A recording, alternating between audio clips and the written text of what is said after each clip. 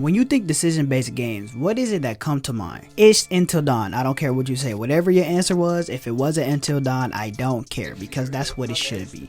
This game had everything when it came to a decision-based game. It's something that was like the pinnacle of decision-based game, a pioneer, a Mount Rushmore of decision-based games. It was revolutionary in every way. I don't care how you feel about it, because what I'm saying is straight facts. Ladies and gentlemen, I am your host TTG, and this is I don't know what this video is titled actually, so it's whatever's on the screen is what the video is titled. I don't have a title at the moment. But before we start,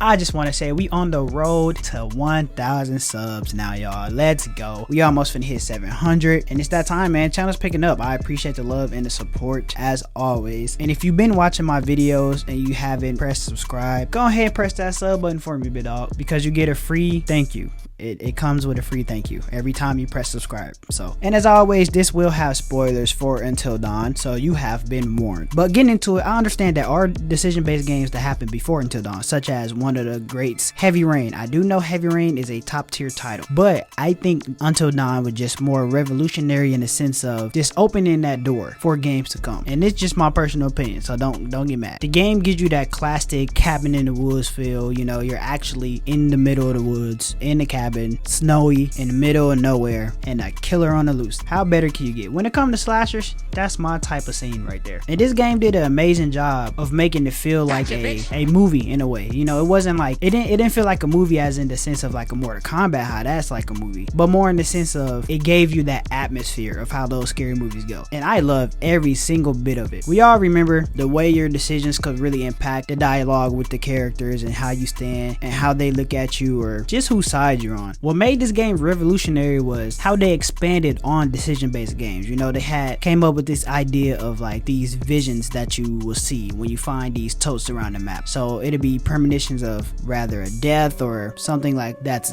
good or bad, and you just kind of have to figure out what it is. They also had relationships between the characters. You know, you could have dialogue with some of the characters, and based off what you pick and what you say, that changes the relationship between whatever character you're interacting with.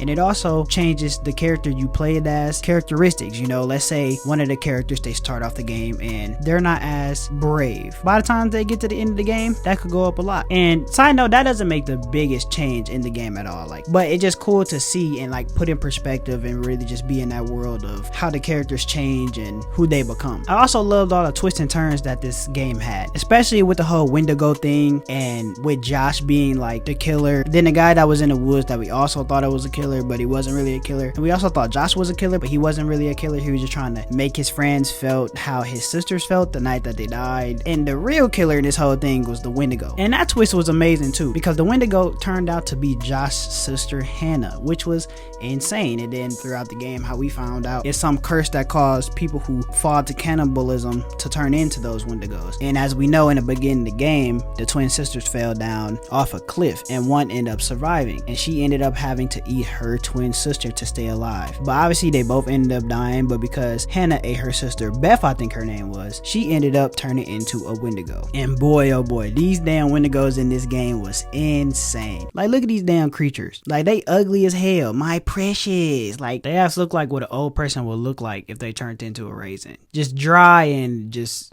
old.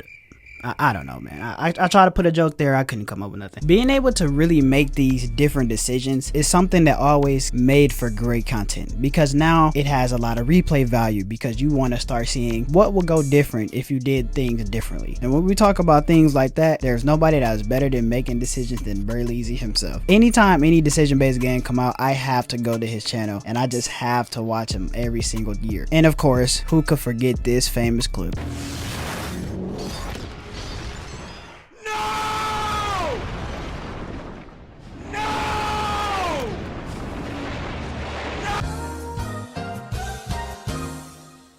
I mean, come on, like, you just have to love this guy. And there's something else you just have to love, and that's today's sponsor, myself, ladies and gentlemen. Yes, I am TTG. Make sure you are pressing that subscribe button. We upload every Saturday. We are building a community over here. We love games, we talk games, and we try to have a little bit of fun. Speaking of fun, and if you enjoy basketball, gaming, music, press subscribe and hit the like button. But moving on, this is the one game when it comes to decision-based games that everyone just has to play. If you have never played this game, you are missing out, because it really built the foundation for games like Detroit Become Human, which they do a great job as well as far as expanding their decisions and all the options you could do in that game. I mean, I feel like you go in this game not knowing what to expect, and every time you turn around, it's just something different. Is there ghosts in this damn game? Is there one killer? Is there two? Are there supernatural beings? It's just like you don't know until you know.